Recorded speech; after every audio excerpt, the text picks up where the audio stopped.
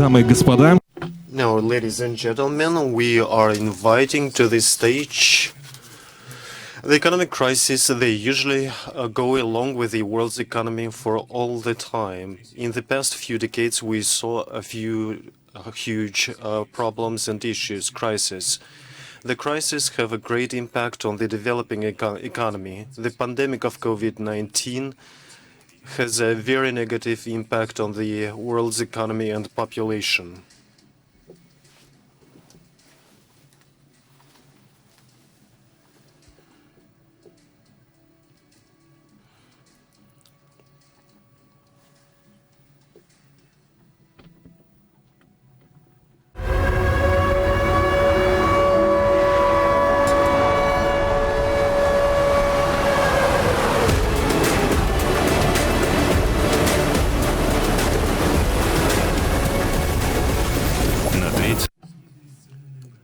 The prices have dropped for energy resources by a third part. The crisis has also deteriorated the debt stability and payment capacity of many countries. In this case, we needed to withstand that together. In order to overcome the consequences of pandemic, we need economic integration. The share of national currency in the mutual payments between the countries has increased by 4% within the past 5 years. The aggregated level of inflation has decreased by almost 10%. The volume of trade within the Eurasian Economic Union has increased by 35%. Successful work is implemented by financial institutes such as Eurasian Bank of Development, who is a leading analytical center for economics in Eurasian and also Eurasian integration.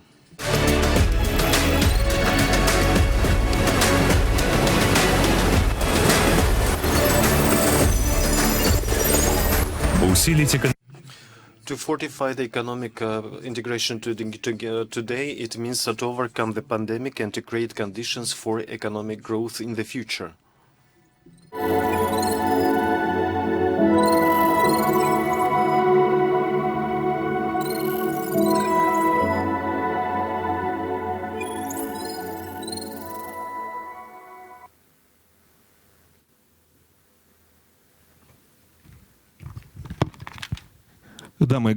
Now, ladies and gentlemen, we are inviting to the stage the participants of this session, which is of the chief economist of the first Eurasian Congress.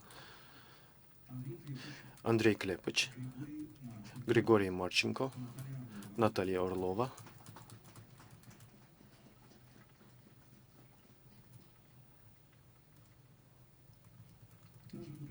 and also we're greeting our speakers who are going to join us via the video conference, who are Eric Bergloff, Rolf Strauch, Beata Yavorchik, and Piotr Grishin.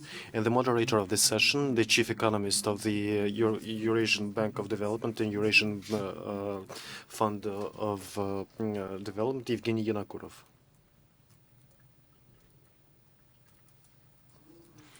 Good day, dear colleagues. Thanks a lot for gathering together. We're starting our panel. I'm happy to welcome you at the first Eurasian Congress, at the panel of the chief economists and international financial institutions. We are opening this Congress. Our composition is very strong. You can see the offline speakers. They were presented to you, and the online speakers. I would like to welcome all of you, especially Beata Yavorchik, who is the chief economist of EABD. Rolf Strauch from the chief economist and of the European Stabilization Mechanism, and Eric Bergloff, chief economist of the Asian Bank of Infrastructural Investments. As far as I know, this is an unprecedented composition of speakers that we have today.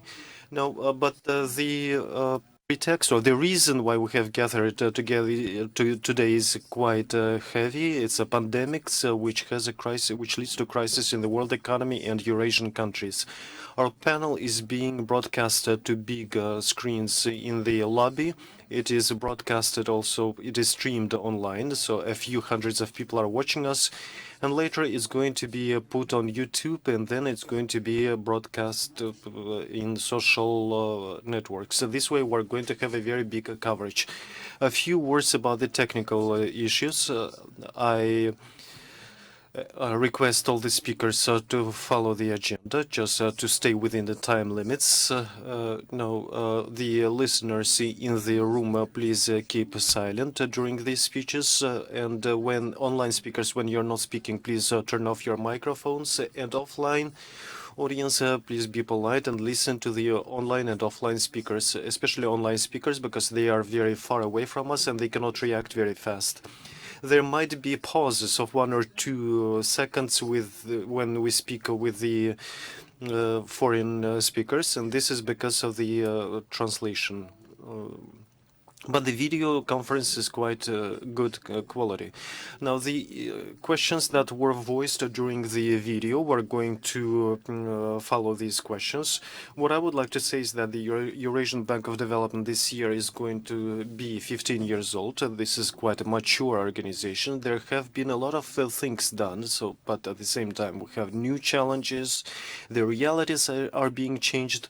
The tissue of the whole Eurasian Union and the Eurasian integration. And I would like to start our discussion with the first speaker, who represents one of the founding states of the EABD, Mr. Marchenko from Kazakhstan. Mr. Marchenko used to be the chairman of the Kazakh National Bank, and so he was one of the beginners, starters of these initiatives. And I remember when we were in Kazakhstan, in Almaty, in the bank at the address of Panfilova Street. So now the question is, how do you assess the achievements, the prospects, and the problems of the Eurasian integration today? Thanks a lot. Usually people say thanks to organizers for the invitations, but because I'm one of the organizers as well, so therefore I would like to wish health to Mr. Kutin, because he had to be in our panel, but unfortunately he is a little bit ill. Now, in addition to what Evgeny has said, I would like to say that I was at the same plane that our president in September 2021 was flying to Moscow together with the President Nazarbayev, and then we had this idea of one single economic union, Eurasian Economic Union. Our president discussed it with the President of Russia, and then the presidents of Belarus and Ukraine came, and this resulted in the new infrastructure, which is functioning currently, such as Eurasian Economic Union, and our bank, Eurasian Bank of Development, and the EFSD. So therefore, the achievements that we have, they are objective, we can see them, but we should not stop at that point. And what we're saying now is that we need some kind of a reset in the Eurasian integration, and in parallel we need maybe go back to the roots, because I remember very well what was discussed in 2021, and then it was discussed in 2022 in Tajikistan, when when the decision on the creation of EABD was made, and then it was decided that the headquarters are going to be established in the city of Almaty, Kazakhstan. So from my point of view, again, based on what we started with and what we're going to, is that we need to move in several directions. It means, no, first of all, it means that this is a topic that we can hear about from time to time, the topic of the mandate of the Bank of Development and how this bank should be positioning itself with respect to commercial banks and with respect to other banks of development. So it means competition on the one hand, and on the other hand we have a cooperation. And I know in a lot of different industries, when people come to a special term which is co-petition. Co-petition, it means cooperation plus competition. And it is normal, especially within a market, like it when in some spheres you can cooperate, in other spheres you need to compete. So therefore, the initiative that will be described in the documents and signed about the creation of a coalition of the banks of development, this means that we have quite a large field for cooperation, and here the competences of EABD could be related to transboundary projects, because the banks of developments, they are usually limited by national boundaries, by national frontiers. But when we speak about integration, it usually means a large infrastructural transboundary projects which are of value for several countries who are participant of the process, including the neighboring countries. So the other issues that I would like to mention are related to the mechanisms of the PPP, public-private partnership. Unfortunately, well, we implement the PPP not very correctly at some places, and it is perceived that usually, you know, some private sector is moving some project forward, and then it has also to be funded by the public, by the state. What we are proposing, we're proposing a different thing. We are proposing to restore the correct mechanism, and the key issue in here should be the principle of the budget efficiency. The budget efficiency, it should be considered by a special committee at the Ministry of Finance of the country where it is done, so that everybody is convinced that the private sector is able to do this project in a cheaper way than the public sector. And only in this case, the public sector should provide its guarantees if the private sector can do it cheaper. So therefore, I believe that the PPP mechanism should be implemented through private organizations implementing infrastructural projects in the countries and in transboundary projects. But it means certain changes in our legislations, in the legislation of our countries, and of course we need to develop a special legislation for transboundary projects where PPP is involved. Another topic that we need, as it seems to me, to pay special attention to is expansion of the Eurasian, the expansion of the participants of the EABD.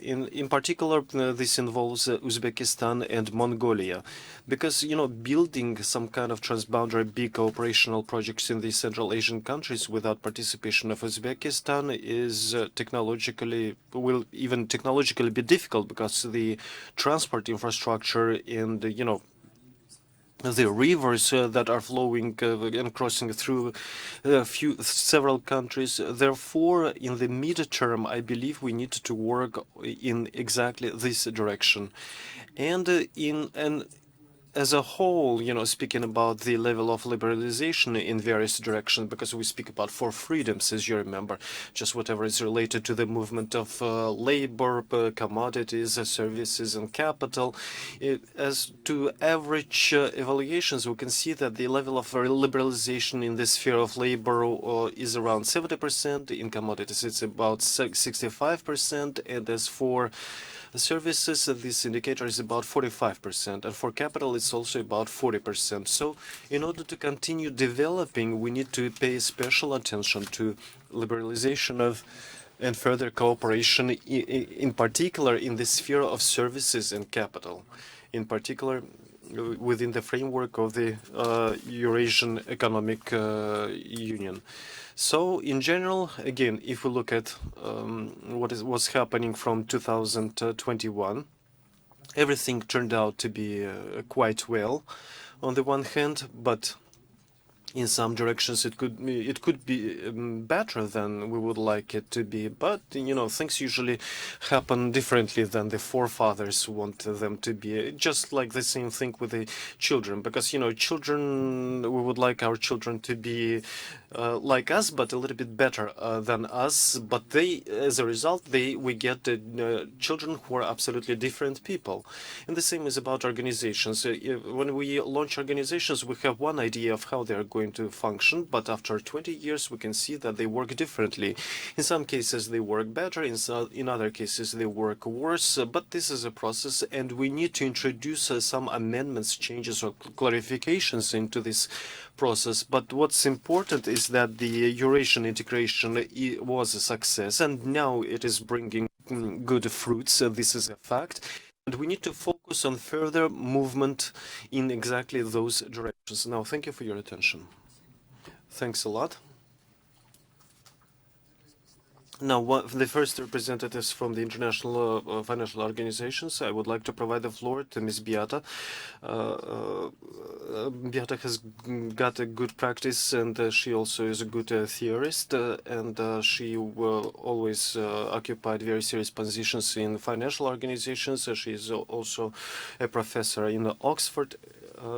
Beata Yavorchik, and within your latest experience, I would like to ask you about the policy of the public companies and the policy of the governments or states in the post-epidemic period, because the 2020 is finishing, and now we need to look forward into 2021, and 2021.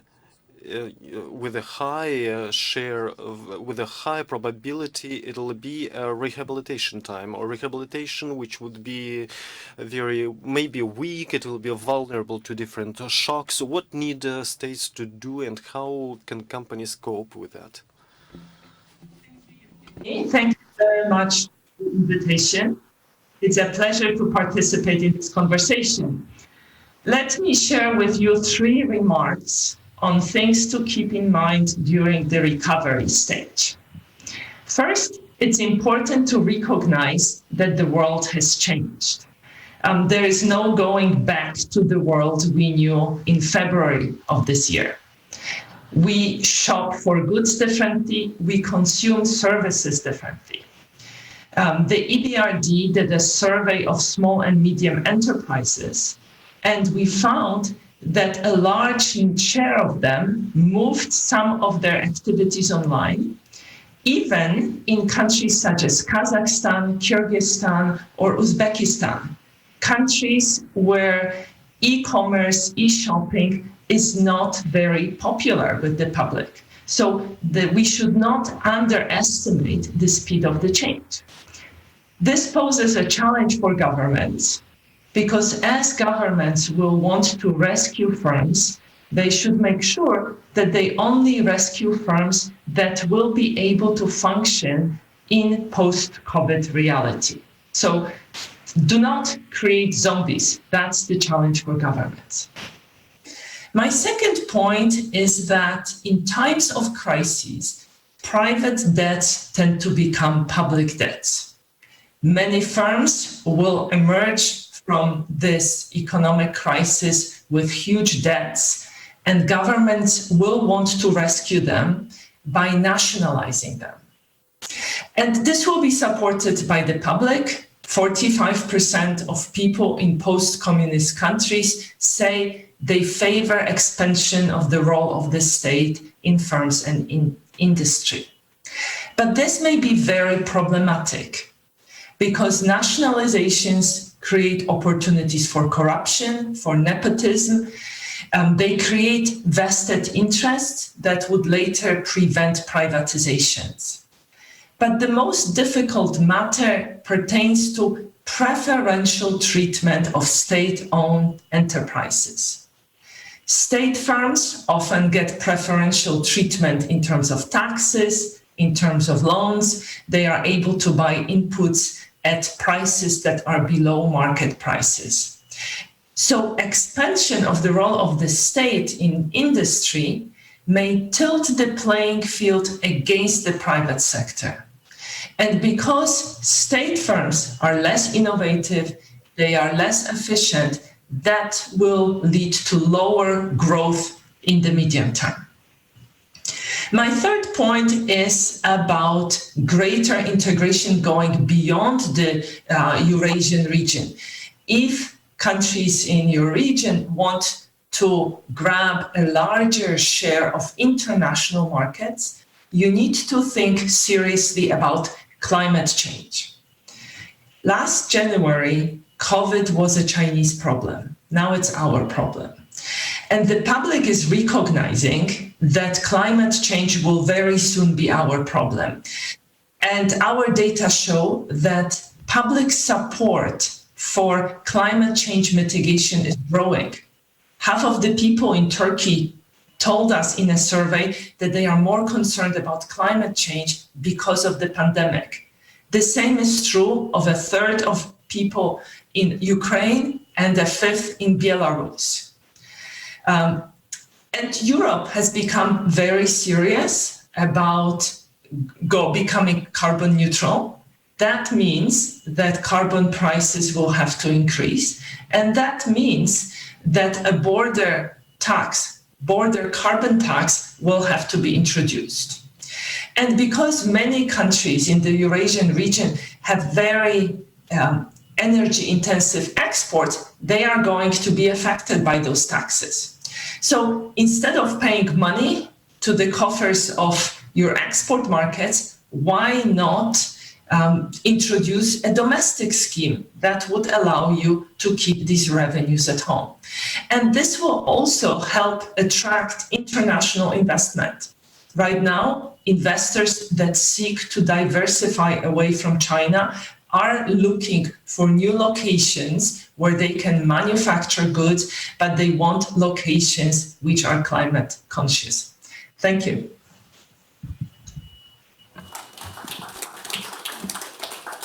Большое спасибо. Thanks a lot. I have just jotted down a few thoughts for conclusive remarks later. And next is I would like to provide the floor to Rolf Strauch. You know, I invited Rolf not only because he's a brilliant specialist, but also because I would like to present to the Russian audience the institution that he represents, the European Stabilization Mechanism.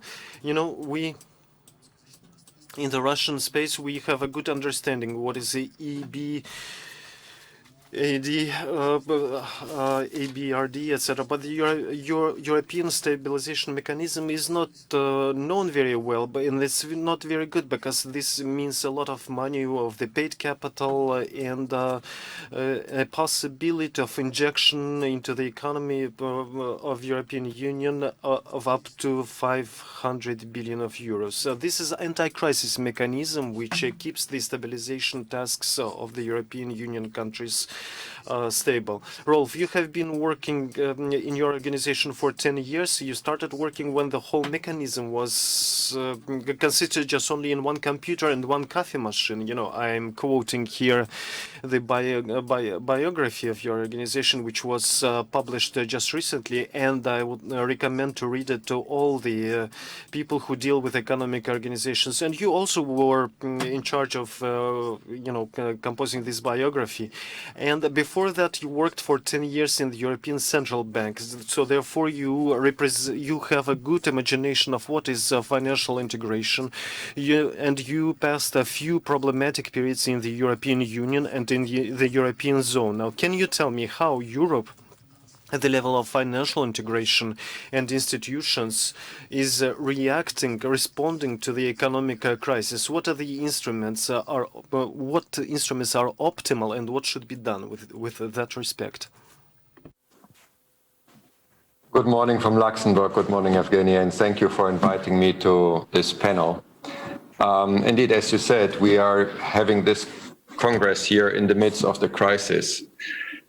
And the health and economic crisis has posed an enormous challenge to countries around the world. And the main point that I can make today and want to make today here is that countries can be more successful in responding to this challenge jointly and working together. Certainly, Europe can be seen as a pioneer and a model for regional integration and how to respond jointly to such a crisis. Crisis, or the pandemic, the COVID-19 pandemic, caused an unprecedented crisis as long as our lifetime memory serves in Europe in terms of health, but also in terms of depth of economic recession. And governments had to react very forcefully to this, and they did in terms of supporting the health situation, but also fighting the consequences of the economic consequences and the economic impact of that crisis. But what we noted and what was very evident is that the means that they have available were not all equal. So indeed, there was the challenge that The impact of the pandemic was different across countries, and the available space to react to it was different, and that gives rise to divergence, which contradicts the inherent objective of the EU, that is social and economic convergence, and also the principle of a single marketplace across countries. So policymakers had to react, and that is what they did, and I think they did it very forcefully.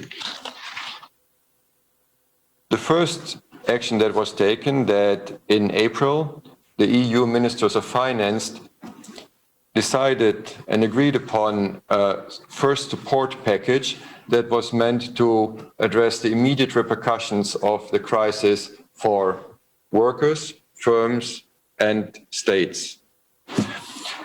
My institution, the European Stability Mechanism, has created a pandemic support instrument. This is a credit line for countries where they can draw up to 2% of GDP in order to finance healthcare expenditures. And we offer that credit line at very favorable conditions. Basically, currently it would be at 0 or even maybe negative interest rates.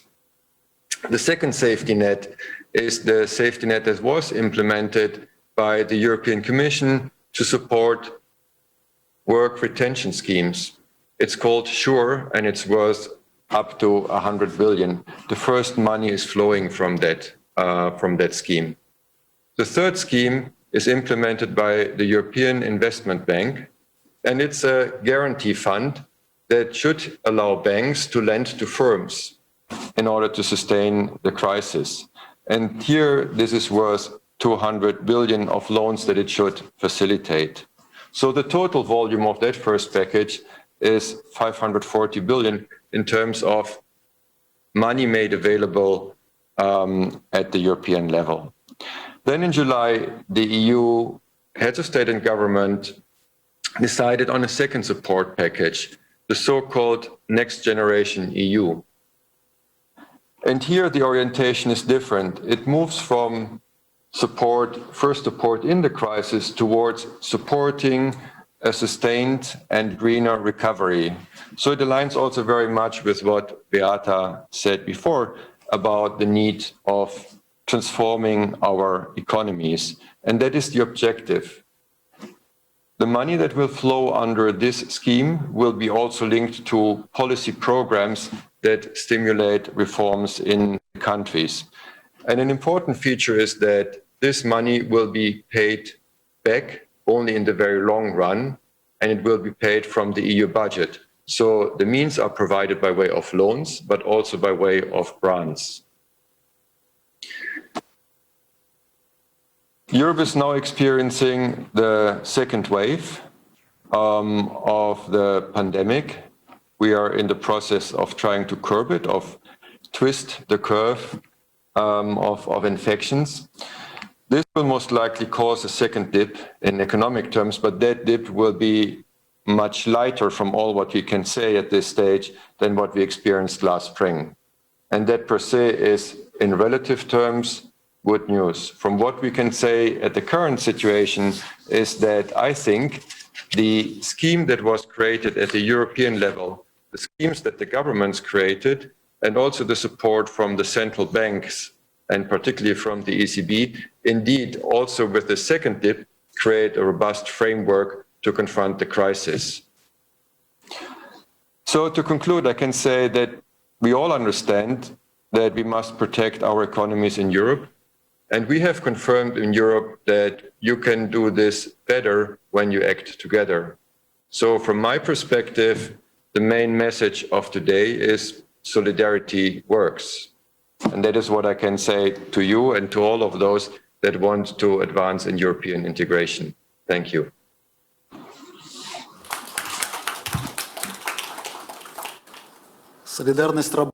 Solidarity works in practice. This is the major conclusion after the crisis of the European Union. I'm happy to present our next speaker, who is the chief economist of IB, Bergloff.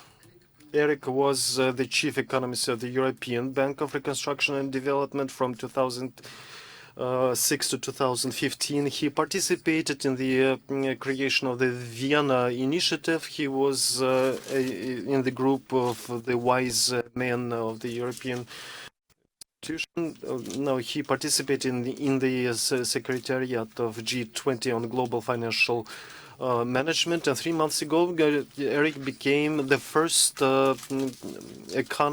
chief economist of the Asian Bank of Development, the bank whose mission is to cover the gap of the infrastructural gap between developing countries. Now, the question that I have to you is this. The Eurasian Union is located between two largest economies of the world. On the one hand, we have the European Union, which is largest in its nominal, and China, which is the biggest in its parity of purchasing power, in the purchasing power parity. So this, I think, should be a great favor for the Eurasian region. You know, it should be a great goodness. But using this goodness or favor is quite hard, and not everyone can take advantages of that.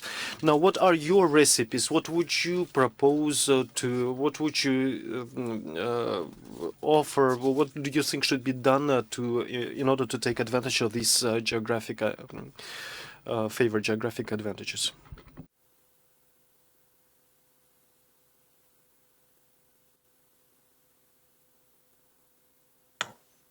Thank you, Evgeny, and thank you for inviting me to this very interesting panel. It's very rewarding to see that the Eurasian Development Bank has come so far. I was at the EBRD when it started, and I saw it from the very beginning. So congratulations on this. As you said, the pandemic has hit the region, and I think we shouldn't forget that is still hitting the region, and that there are much sacrifice in terms of lives and livelihoods going on in the Eurasian space at the moment. But of course, it came on top of a very challenging location, and I'll come back to that in a minute. What I'm going to say is very much building on what Beata was saying. So I'm going to basically try to say what in this post-pandemic space are the options for Eurasia. And so when you look at this location that you described between the two largest economic growth poles in the world, it's very tempting to say that this is an advantage, but at the same time, you're at the periphery of these growth zones, and that's what creates additional challenges. And we know that these we call agglomeration rents, this value to being close to big markets, they fall quite quickly with distance, and it seems, at least over time, that this effect has been increasing. And on top of that, you have the possibility now that these two growth poles, they are adopting diverging standards. So it might force Eurasia into choosing between these two standards. And of course, on top of that, have security concerns. Security concerns may force, again, Eurasia to choose in a decoupled world. So that's the kind of background, and what do you do in that context? So when we look at what has happened over the last, say, 20 years, there has been a dramatic build-up in terms of the global value chains, and actually emerging Europe, not all of Eurasia, but emerging Europe has benefited quite a lot, and even actually played a more important role than many other geographies, and the connection to the global value chains represented maybe half of exports of emerging Europe. So it was a very important development for emerging Europe, and it did so actually without having much innovation. So you normally would expect for these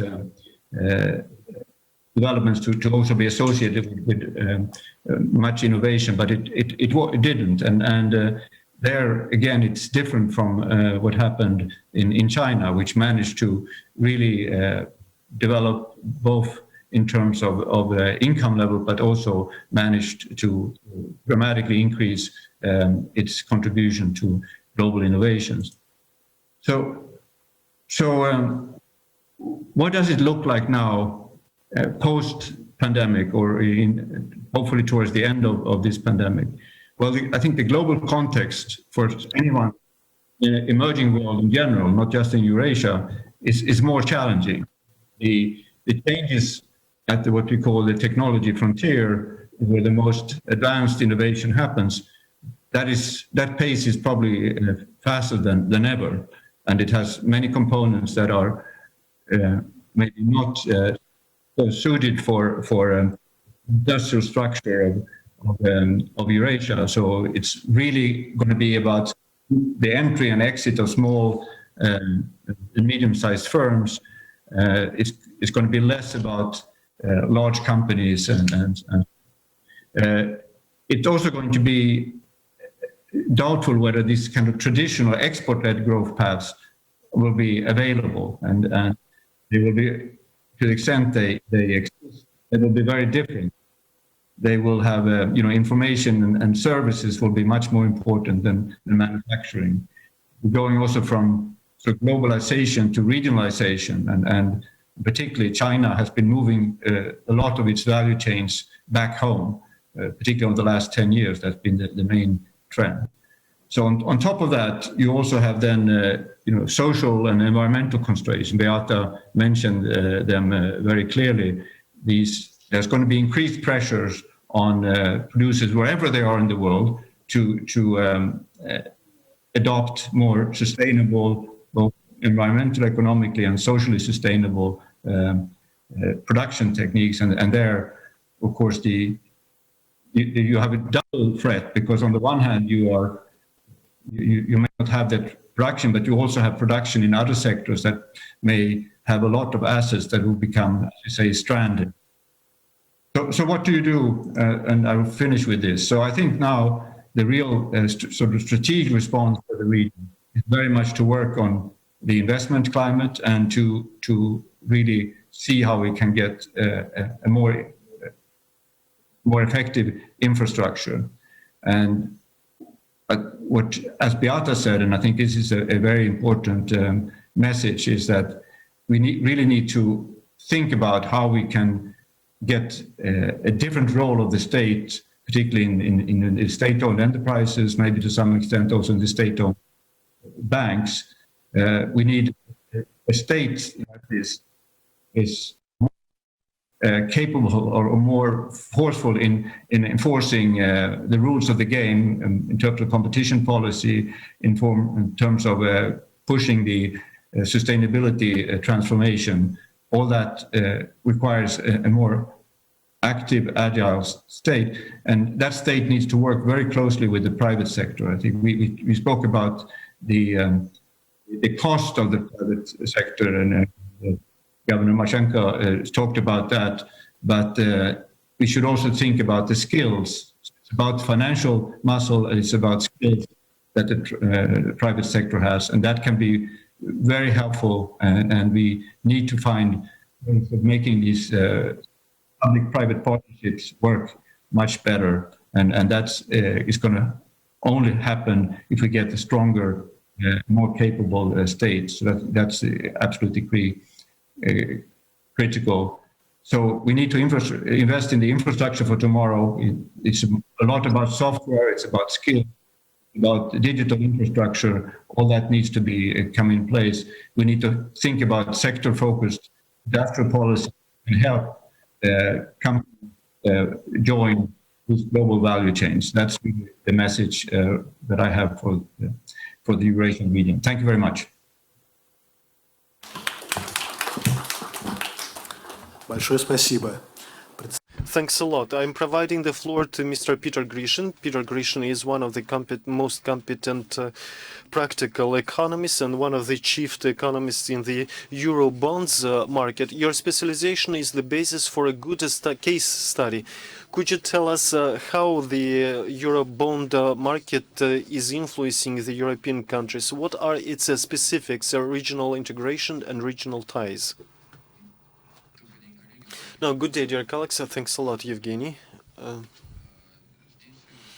Here, the influence channels are the same as they were before. I don't think that there are that we can speak about, that we can say that integration is going to have a huge impact on the market, because even before that, the integration, a more basic factor is that we have ties between the countries with integration or without integration. We have ties, we have trade channels, we have labor migrants coming in and out, we have many other channels. They are still functioning, they didn't disappear.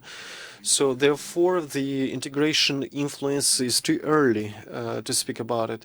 Now, what we can speak about is that these traditional channels are being modified currently. If you remember just any crisis, old one, for example, of 1998 or 2014, in Russia, in this region, Russia was a huge source of negative shocks.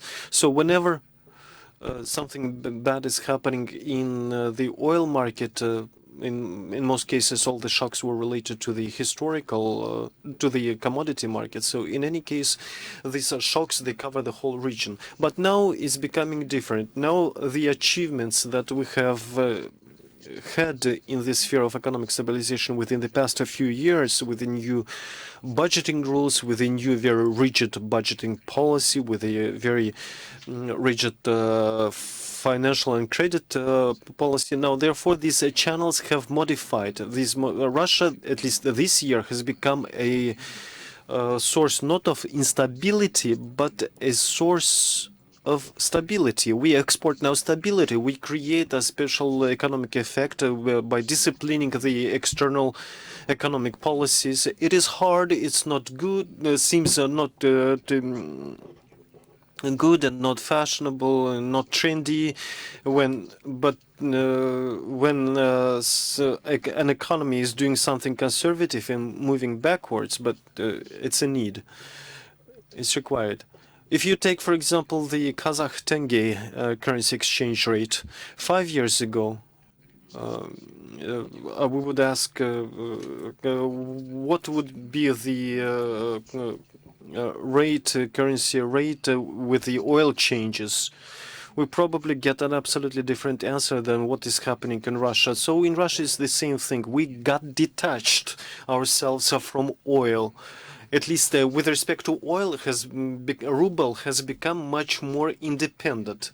It's an independent asset right now, and this means the spread of stability all over the region. Another channel that has emerged, and we have partners in the Eurasian countries, and these partners are winning from that. It's a channel of the decreasing of the nominal interest rates.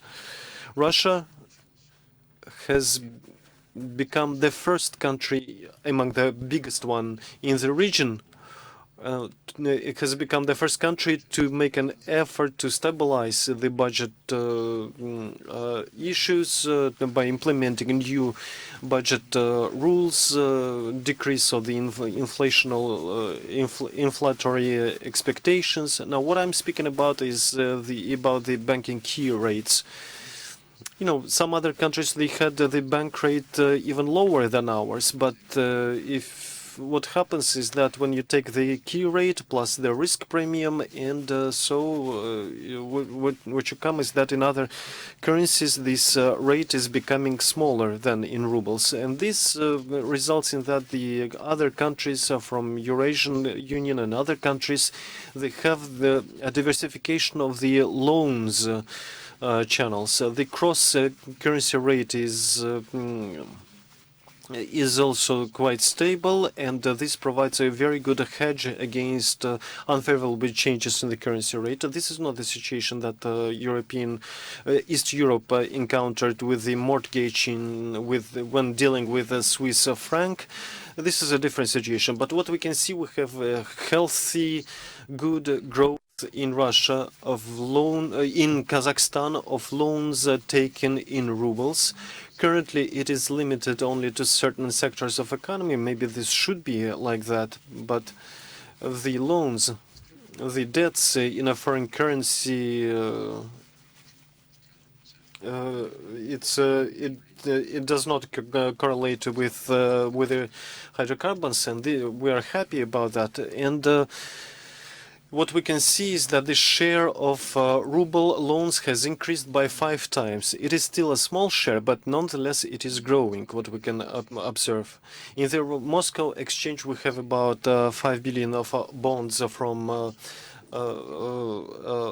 Kazakhstan and Belarus, including corporate ones. In VTB group, it's about the same figure, about 70 to 80 billion. So we come to this figure with a credit portfolio only of Kazakhstani corporation with the total, but the total portfolio is much bigger, of course. But this is a process which is improving. You know, there are some.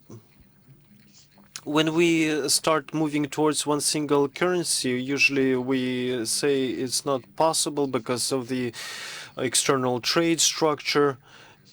And especially considering that Russia has quite unbalanced trade with other partner countries. Inside the Eurasian Union, we know that the trade balance of Russia is positive with all other countries. So ruble cannot become a reserve currency by its definition, because the country that issues a reserve currency, it should have a negative trade balance, a deficit trade balance. But the factors that create hindrance to this, especially, for example, dangers of sanctions, we now got detached from oil, but we have some threats. We have some concerns about sanctions, and we have concerns even more than in Russia. Kazakhstani companies, they fear these sanctions even more than in Russia, and this also results in good consequences. Yeah, people are afraid of saving money in rubles, but on the other hand, they get interested in ruble loans. And if the currency exchange does not change very much, then it's becoming a more interesting currency. And so finally, what you get, you may get a loan that may get devaluated due to factors that does not correlate with the relations between Kazakhstan and Russia. What you get the effect of the Swiss franc of mortgage, but in a different direction. That is to say, you get a currency rate which is not correlated with you. A very specific. It's a very specific thing, but it creates a certain area for business. This is a good and growing area. Georgy Alexandrovich has spoken about these 4 indicators, such as degrees of liberalization, elimination of different hindrances. But in the market of capital, we still quite a lot of them. But nonetheless, the business is existent, and the business has ways to grow. It means elimination of barriers would be very helpful, because these limitations or these hindrances, sometimes we can feel them quite strongly. If you take the example of Kazakhstan, you know, there are some things which we believe should be done differently. For example, things related to the coefficient of internal assets. This is quite a specific thing, and it's quite clear why it exists, and it's quite clear that when choosing between the national currency and other currencies, it's quite inevitable. No regulator would be aspiring to focus on just only one currency in terms of its regulation. But nonetheless, this creates us obstacles, and the elimination of these obstacles result in the generation of more businesses and strengthening the ties. I think that this would be very helpful, especially when we speak about the influence of the national currencies on the payments, mutual payments. I'm sorry, we have time frame limitations. In the calculations, we can move to more complex structures where the integration will have a new sense. No, thank you for your attention. Thanks a lot. The next speaker is the chief economist, Andrei Glebovich. Andrei Nikolaevich, you prepared a report in which you calculated the scenario, you developed a scenario that would be used for the development of the Eurasian Union. This is a report that you can find in the lobby. If you cannot see it there, then just ask us. We can send you a copy. Now, Andrei Nikolaevich, can you share your evaluations of what the Eurasian development is going to be? You know, evaluations or assessments are an important thing, but we quite understand that they are not exact, especially when we speak about integrational effects. What is important, and what was mentioned before, is that the integration was a success. You know, a man is in a way that has a brain that thinks, you know, to have success, you need to start doing it. For example, to be successful in the pandemic, maybe we should keep distance, but on the other hand, we start valuing communication. We start valuing being with the friends together, and not speaking only online.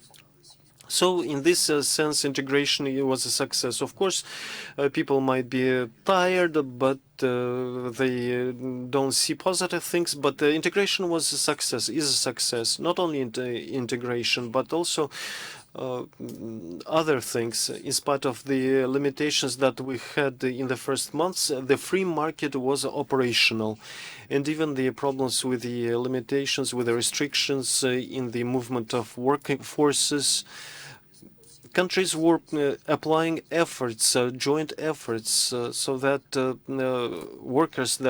migrant workers that are in Russia, from Kyrgyzstan, from Uzbekistan, they could continue working. So efforts were made. So it means that we took good care of people.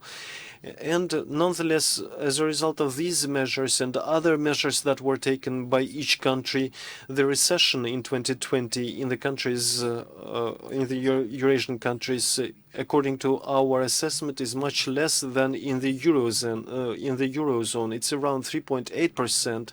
In Eurozone and OECD, it's about 7%. Maybe in our view, it's even worse, maybe about 8% or 10%. And of course, this is not only related to the effectiveness of the measures, but also related to the structure of economies and the regimes or modes of functioning. And this integration and the ties, economic ties, they did function, operate very well. Now, the challenge is what do we do next? How do we proceed with the integration? How our countries are going to develop in the mid-term and long-term? Are we going to become closer? Are we going to find the new forms of integration and cooperation? Or we're going to fortify the centrifugal trends? Because if you look at what is happening in the recent years, trade with other countries, trade with China was developing much faster than mutual trade. Although, according to the data of the third 3 quarters during the pandemic, during the recession, the mutual trade has reduced by less share than trade with external partners, with other countries. And so here we might also have a good foci of stability, and it's a share nonetheless, the challenge of further development is very serious. And if we look at our assessments, one of the risks is that within the new rules, the Eurasian Union is going to develop slower than the world economy. It's 2.9 or 3%. This is lower than the expected world levels of development. And I think that this is a challenge for Russia, because more than 80% of GDP in the Eurasian Union, this is a small step, a low pace. So therefore, acceleration of the pace is important. And as it was mentioned by Evgeny, now we are going to integrate, we're going to get closer, but it means we need to equalize the levels of the life standards between the countries. And here I would like to identify a few observations. One of them is that we are going to find the most experienced, he's one of the most experienced ones. Now, and so the idea of the Eurasian Union was brought up by Kazakhstan, and next what needs to be done is the expansion of the Eurasian Union. We need if we join Uzbekistan and Mongolia, it would provide a great impulse. The population would grow by a third, but it's important in what form this joining is going to happen. Here, it's important not just to accelerate the rules that we have to enforce the rules that we have between the countries. It should be maybe an associated member, like the Eurasian Union has with other countries. What we need to do, we need just to abolish some barriers and decide on the questions, decide the issues on which we have disagreements. And secondly, what we need to do, we need to implement joint projects. Like Eurasian Union is 10 years old, and in the beginning it was a customs union, and CIS it's even more, but the real Eurasian projects, joint projects, where several countries would participate, we have very few of them, almost none. Maybe in recent years we had new plans on digital projects, but mostly the series of projects, all the biggest projects are bilateral, not trilateral or quadrilateral. Like, for example, Belarus and Russia is at the nuclear station. Kazakhstan and Russia, it's about Baikonur, the spaceship, the space station. No, what we need to do, we need to implement joint projects that would affect all the Eurasian countries. So a more Eurasian region here is China, because he's the major constructor of the economy in this region. And here the challenges of our countries and European Union and institutions of development, the alliance of which is going to be signed here today. And here the role of the Eurasian Bank of Development and Belarus Bank of Development, some books in Kazakhstan, their role is very important. It's important that we work together and create a mechanism of joint loaning of joint projects. And I hope that we will have this type of project, and then the integration will have a real economic sense in the financial markets and in real life of people. And here we always mention very heavy infrastructural projects. So now during the pandemic, we can see that we need joint actions or joint programs exactly in the sphere of health and medicine. And we are working on projects with India and other countries. We're trying to develop the joint platforms on the production for the production of vaccine. And we need to make agreements with Kazakhstan, Uzbekistan, and other countries, because Russian doctors are working in these countries trying to fight the pandemic. But what we also at the level of the Eurasian Union and in Belarus and Kazakhstan, we need to have a joint program of medical protocols. And just like Soviet Union helped other countries in the fight against malaria or plague, so what we need to do, we also need to join our efforts in the fight against COVID. And maybe also in the future, viruses or pandemics that we may have in the future. And it also means that there should also be a payback mechanisms. And here, the institutions of development could also be a good participant. But I'm an optimist. I believe that we will be able to create this type of joint projects, and maybe after some time, so we can come to a joint structural funds that exist, for example, in European Union for many years. And there is long-term discussion with the Eurasian countries, but not many organizations were created. What we need to do, we need to create some joint realistic projects. What's important is that we have an alliance, we're going to have an alliance of the development institutions, and we need a constant, permanent dialogue with the participation of international partners and international organizations.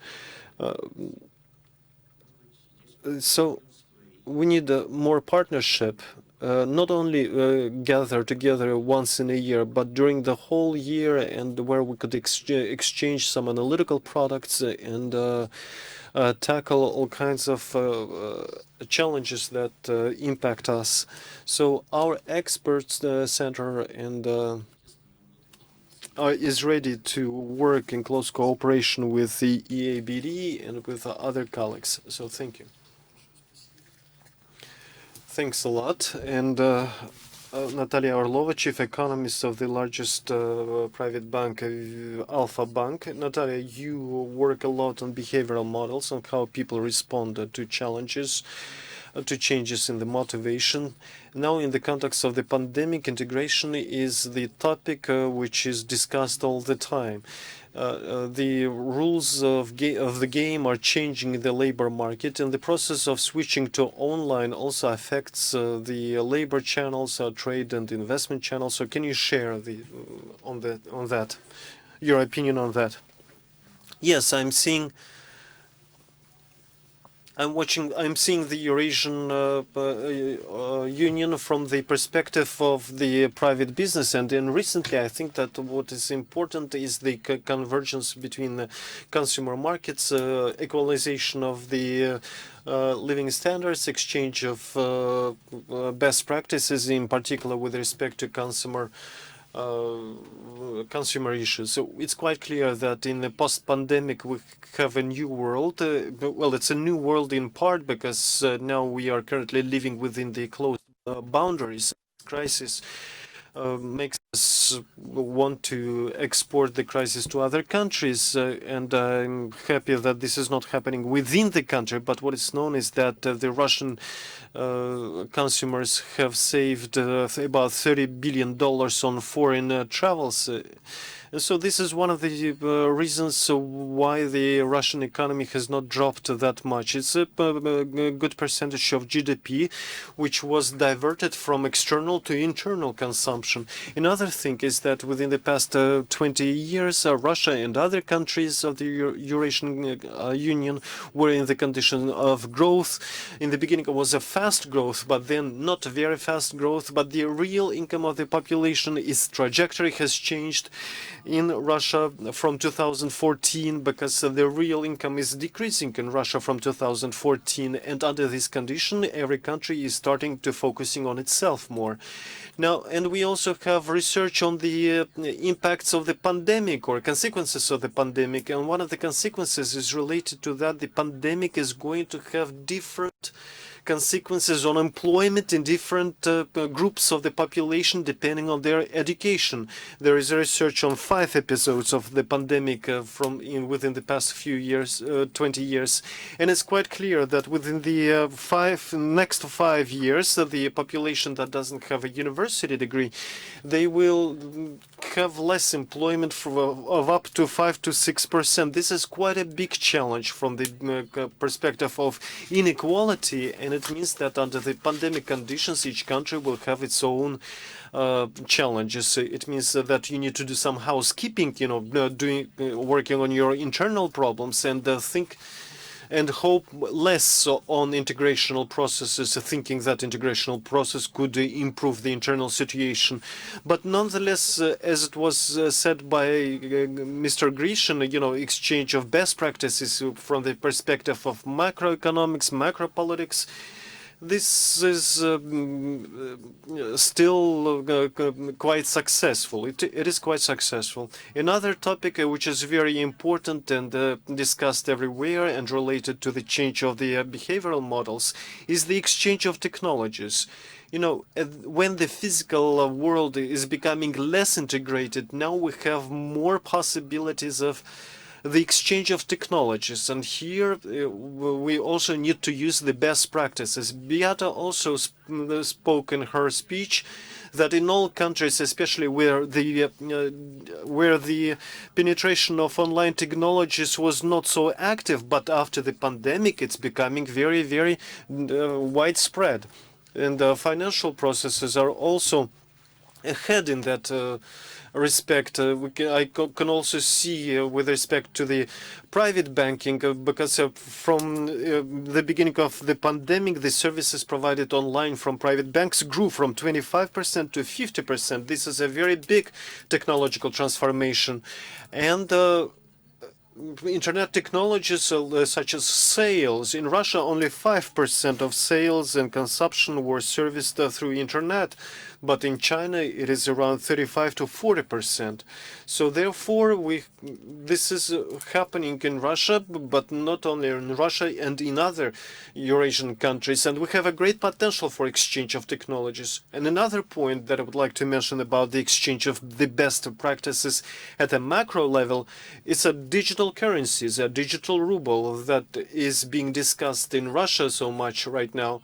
And I think right now when the dynamics of the consumption markets, in the changes of the consumption markets, when we are going to see this stagnation, increase in the inequality, but with the increase of digital technologies, I think that this is going to be a very good time to strengthen the ties between the countries at the level of businesses, because the Eurasian space, I think, is saturated with the financial ties, and it is related to macroeconomic cooperation. And here the digital currency is the idea which is going to be discussed a lot. And in conclusion, I would like to say that conventionally the spread of the technologies is usually seen as a big threat for the labor market, but I saw very interesting data on transport revolution of the 19th century.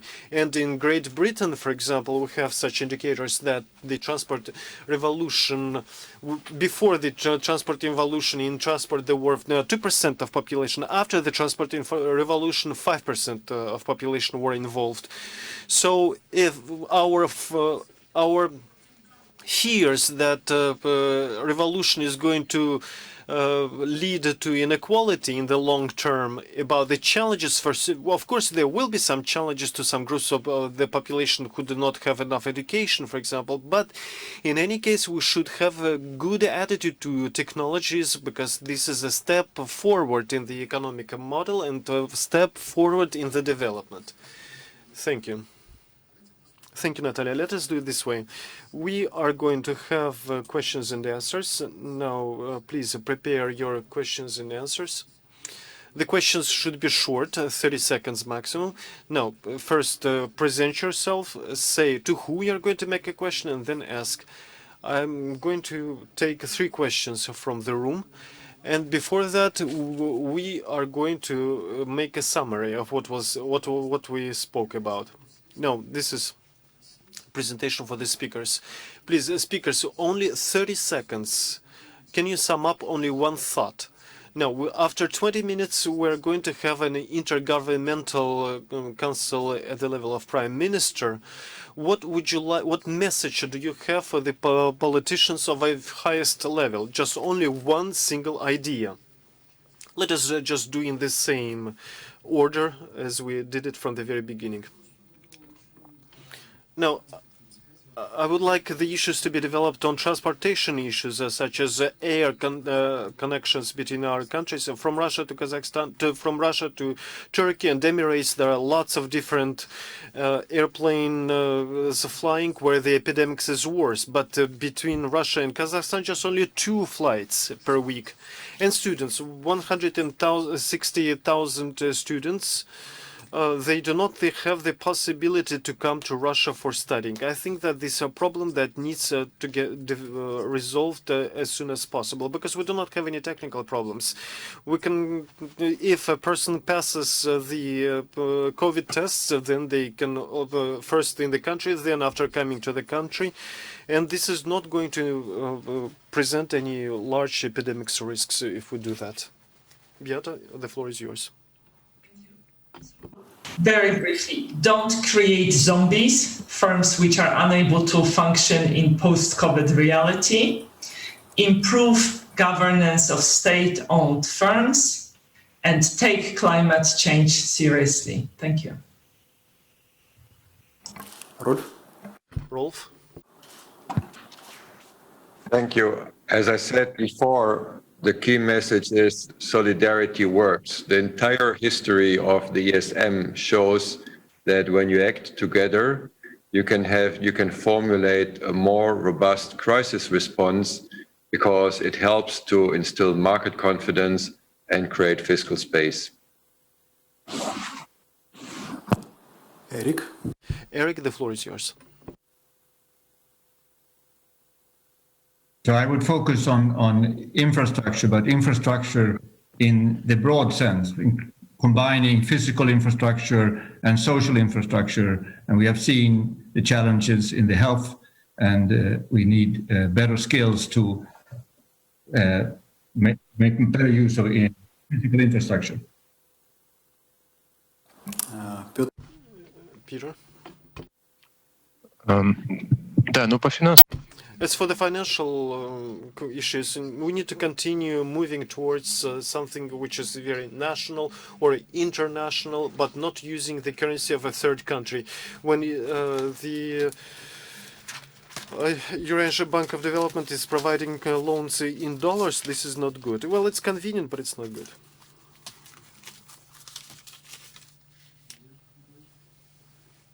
Andrei Nikolaevich, the floor is yours.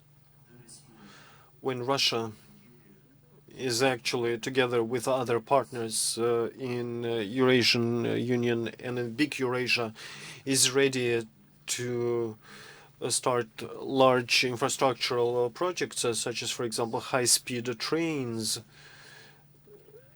together with Kazakhstan or China or through Belarus to Europe. So this is what needs to be done. For me, it's a question of the information exchange. The technology is not only an issue of business solutions. It's also the arrangement and information exchange and implementation of technologies from top to the bottom. Therefore, it's a question of the implementation of the integration of digital technologies. Well, thank you. I think that you were very exact and very concise. Dear audience, if you have, the floor is yours. If you have any questions, please ask them. A lady with a microphone is ready to come up to you, and you can ask a question. Good day. It is a very interesting session. Especially, I used to meet some of the participants. I'm from the Association of Russian Banks, Praxin Oleg. Some speakers today spoke about the general infrastructural projects Andrei has mentioned. It is a very important topic. So the general question to everyone, to whoever wants to answer. When we speak about infrastructure, we usually don't pay enough attention to the general financial, to the common financial and common currency space. Now, to what extent this creation of this type of space could improve the integrational processes? What do you think if we create one single currency space? Who is ready to answer? I can answer. No, actually, within the framework of this movement, we do not have a good level even of coordination between the politicians or the politics between central banks, and even less coordination between ministries of finance in order to move towards of what is said of what is called the currency integration. In this sphere, the situation has not changed recently, unfortunately. And when Russia had devaluation in 2014, it did not take into account any interests of the other Eurasian countries. The Federal Reserve System is also not taking into account the partners, trade partners, when they take their own decisions on the currency exchange rates. But we need to start from informational exchange, start from the exchange of some standards or implementation of one single unified standards. And this is the way that was demonstrated to us by the Western Europe. And usually it takes quite a long time. It may take, 8, 10, or 12 years. And in this sphere, we're not even in the middle of the way. We're just only at the very, very beginning.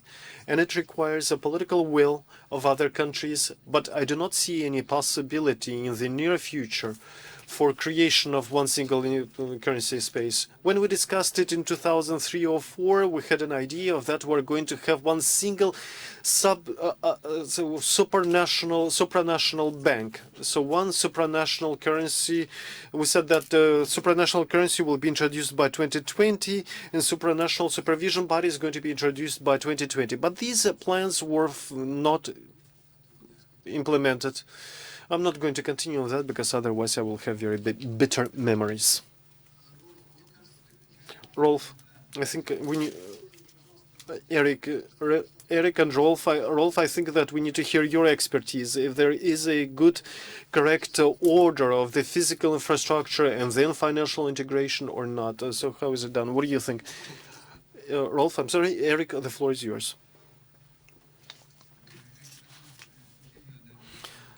Да, я могу продолжить, и затем Рольф продолжит за мной. Я согласен с Григорием, то, что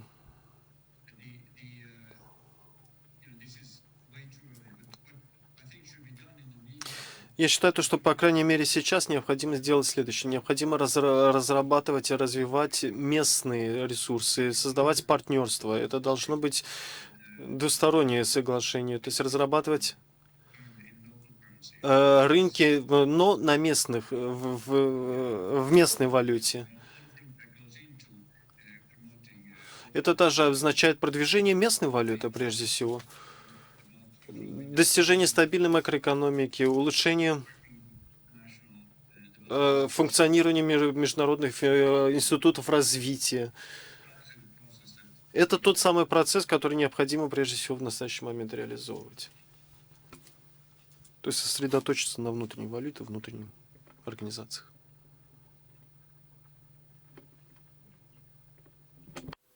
From my side, извините, я переключаюсь на русский канал. Maybe only two small thoughts. First, obviously, the introduction of a common currency and creation of a common currency goes way beyond the question of infrastructure investment. It's a fundamental change in the functioning of the economy. So that is a much, much broader question in my understanding. But in turn, if you look at the current situation, what we see for Europe, for the euro area, is by having those joint support programs and also by having, which will support investment. The Next Generation EU is fundamentally a big investment program. What it does by financing that via the EU institution, by financing that as European debt, we enlarge drastically the market for European debt. And that per se has also a positive impact, strengthening the international role of the euro. So there is a common good aspect to this as well. Спасибо. Следующий. Thanks a lot. The next question from the room. The floor is yours.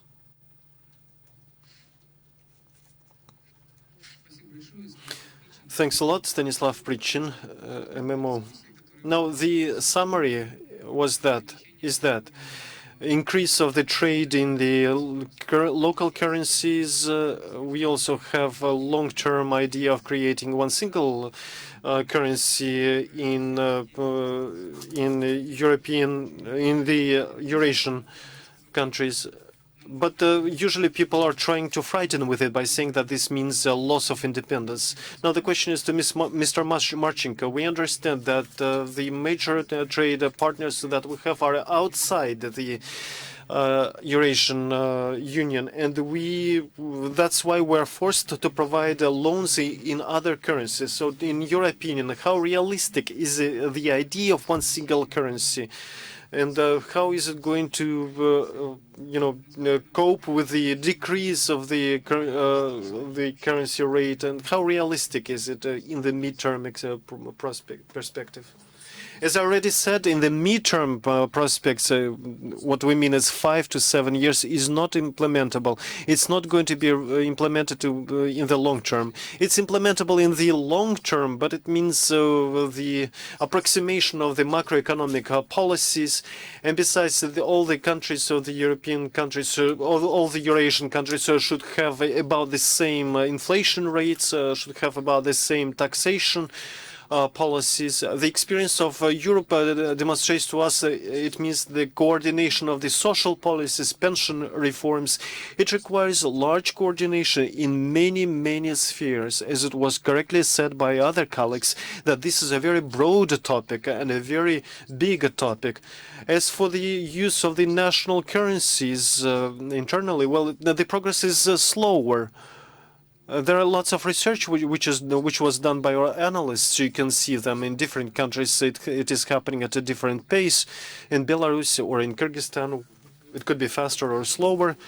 But as for the stability period that our colleagues were speaking about, as for the Russian ruble, it's going to be quite long. We expect, and if it happens, then the share of ruble payments is going to increase in the Eurasian community. But in general, this idea of creating a supranational currency in the region is still just only an idea, which unfortunately is quite far from the implementation. And we have very different understanding of between the participants of this project. Because Kazakhstan is, as they say, that this should be a supranational currency which should be emitted by a supranational bank. But in Russia, they still think when we speak about supranational currency, they think about Russian ruble. And our country wouldn't agree probably with that, with the ruble being as a supranational currency. So we are only in the beginning of this process. It's quite doable, but to do that, we need a real coordination of the politics in several directions and several fields and spheres. Here, I'd like to add a few points. In the midterm, the prospects are the critical role is played by the expansion of the capacity of the local currencies of ruble, especially in loans. We provide loans to transactions with Uzbekistan, with other countries, even in the supply of the Russian. Even when there is a supply of Russian products, the loans are provided in dollars. And so therefore, the task for the midterm and long term is something that needs to be resolved. And then later, maybe we will come to one single currency. Here, I'd like to add that the idea of one single currency does not exist, neither politically nor economically. There is a number of research that demonstrate convincingly that its introduction would entail a negative economic effect. Therefore, neither economically nor politically, this idea does not exist. Not unfortunately, but fortunately, it does not exist, at least for the next 10 years. I'd like to just provide a couple of more minutes to the questions, for the questions to people in this room. I would like to thank you for a very interesting discussion. I've got a question to Mr. Andrei Nikolaevich. A couple of weeks ago, it was said that there is a big institute of development created at the basis of the. This is going to be focused on Russia.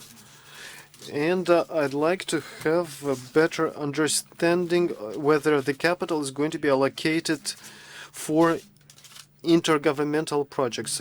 This is what is related to infrastructure. I'm representative of the Kazakh fund Samruk Kazana in Moscow. Thank you. This is a very serious question. It's difficult to comment the governmental decisions.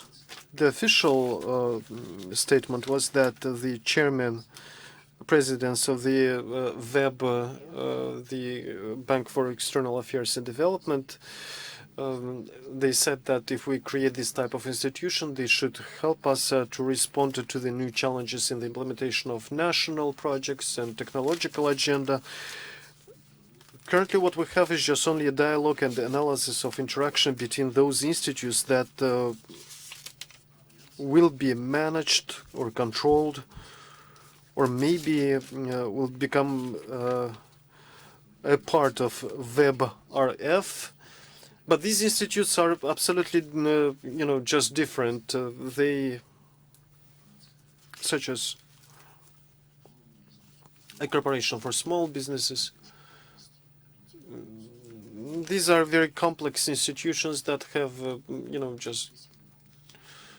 that include Eurasian Bank, SP Bank, in the corporation of small business. We're working on all these types of various approaches on how the transformation is going to happen as a whole, but this is only related to the, separation of labors. Speaking about the large export deals, all the funding was done through the WebRF. The same thing is about the small and medium enterprises. All anti-crisis measures in European countries, in Russia, in Belarus, in Kazakhstan, they had a large package of support for small and medium businesses. But in Russia, the major package for support of medium and small businesses was done through the guarantees that could be received through the web, the guarantees for small and medium businesses to support the employment. But VB Web has got a different